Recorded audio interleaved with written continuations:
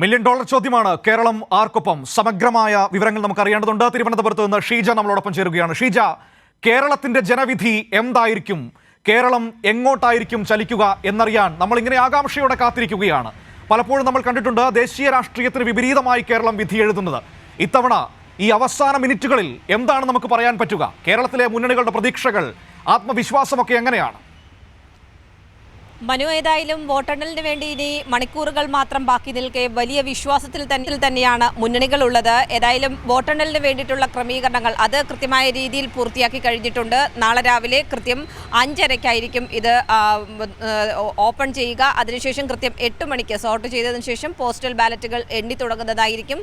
ഏതായാലും നിലവിൽ മുന്നണികളുടെ പ്രതീക്ഷ സംബന്ധിച്ച് മനു സൂചിപ്പിച്ചതുപോലെ തന്നെയാണ് എന്നും ദേശീയ രാഷ്ട്രീയത്തിൽ നിന്നും വ്യത്യസ്തമായ രീതിയിൽ തന്നെയാണ് കേരളം വിധി എഴുതിയിട്ടുള്ളത്. ആ രീതിയിലുള്ളൊരു ചരിത്രം തന്നെയാണ് കേരളത്തിനുള്ളത്. അതുകൊണ്ട് ഏത് രീതിയിലാകും ഇത്തവണത്തെ ഫലം എന്നുള്ളത് തന്നെയാണ് ഏവരും ഉറ്റുനോക്കുന്നത്. കാരണം LDF മുന്നോട്ട് വയ്ക്കുന്നത് വലിയൊരു മാറ്റം, അതായത് 2019 നിന്നും വലിയ മുന്നേറ്റം LDFന് ഇത്തവണ ഉണ്ടാക്കാൻ സാധിക്കും എന്നുള്ളതാണ്. കാരണം 2019 നിന്നും വലിയ തോതിൽ മാറിയ ഒരു സാഹചര്യമാണ് നിലനിൽക്കുന്നത്. ആ ഒരു പശ്ചാത്തലത്തിൽ വലിയ രീതിയിലുള്ളൊരു മുന്നേറ്റം തന്നെ നടത്താൻ സാധിക്കും എന്നുള്ളൊരു ആത്മവിശ്വാസമാണ് LDF ക്യാമ്പിലുള്ളത്. അത് തന്നെയാണ് നമുക്ക് ഓരോ സ്ഥാനാർത്ഥികളോട് സംസാരിക്കുമ്പോഴും മനസ്സിലാക്കാൻ സാധിക്കുന്നത്. അതേസമയം UDF പറയുന്നത് 2019 ആവർത്തിക്കും എന്നുള്ളൊരു പ്രതീക്ഷയാണ് UDF ക്യാമ്പ് പങ്കുവയ്ക്കുന്നത്. അതിൽ നിന്നും വ്യത്യസ്തമായ ഒരു സാഹചര്യം ഉണ്ടായിട്ടില്ല. അതുകൊണ്ട് തന്നെ കൃത്യമായ രീതിയിൽ അവരുടെ സിറ്റിംഗ് MP-മാരെല്ലാവരും തന്നെ വിജയിച്ച് കയറുന്നതായിരിക്കും എന്നുള്ളൊരു വിശ്വാസമാണ് UDF ക്യാമ്പിനുള്ളത്. പക്ഷേ ഈ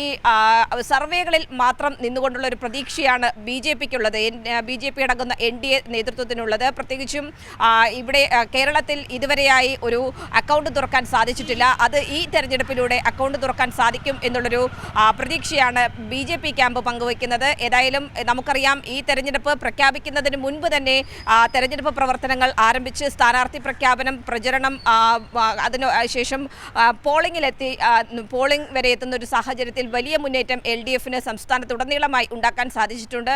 അത് തന്നെ നാളത്തെ വോട്ടെണ്ണൽ ആരംഭിക്കുമ്പോൾ ഉണ്ടാകുമോ എന്നുള്ളത് തന്നെയാണ് ഏവരും ഉറ്റുനോക്കുന്നത്. ആ ഒരു മേൽക്കൈ ഉണ്ടാകും എന്നുള്ളൊരു പ്രതീക്ഷയാണ് നിലവിലേതായാലും LDF ക്യാമ്പ് പങ്കുവയ്ക്കുന്നത്. തീർച്ചയായും ഷീജ, അത്തരത്തിൽ 2 ക്യാമ്പുകളും വലിയ തോതിൽ ആത്മവിശ്വാസം പുലർത്തുമ്പോൾ ആ ആത്മവിശ്വാസത്തിന് ആധാരമായ ഘടകങ്ങൾ 2 ക്യാമ്പിലും, ഇപ്പോൾ നമുക്ക് ആദ്യം LDFനെ എടുക്കാം.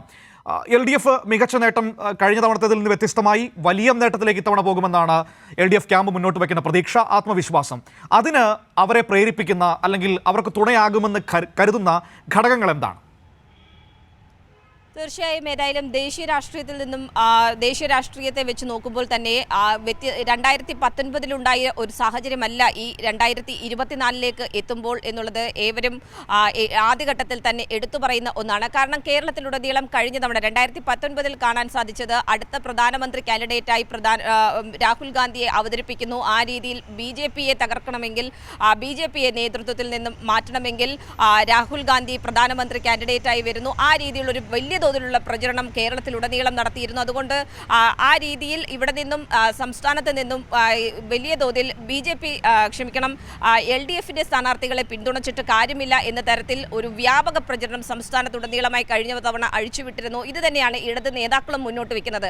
അത്തരത്തിലൊരു സാഹചര്യമല്ല ഇപ്പോഴുള്ളത്. സംസ്ഥാനത്തും പ്രത്യേകിച്ച് രാജ്യത്തെ ഒരു സാഹചര്യം മാറുന്ന ഒരു സാഹചര്യം, പ്രത്യേകിച്ച് വർഗീയത വലിയ തോതിൽ നിറയുന്ന ഒരു സാഹചര്യം. അതുകൊണ്ട് തന്നെ LDF ആണ് അതിന് ബദൽ എന്നുള്ള കാര്യമാണ് മുന്നോട്ട് വെക്കുന്നത്. അതുകൊണ്ട് ഈ മാറിയ സാഹചര്യത്തിൽ ജനങ്ങൾ മാറി ചിന്തിക്കും എന്നുള്ളൊരു കടുത്ത ആത്മവിശ്വാസം അതിൽ തന്നെയാണ് LDF നേതാക്കൾ പ്രധാനമായും ഉള്ളത്. മനു, അതിനൊപ്പം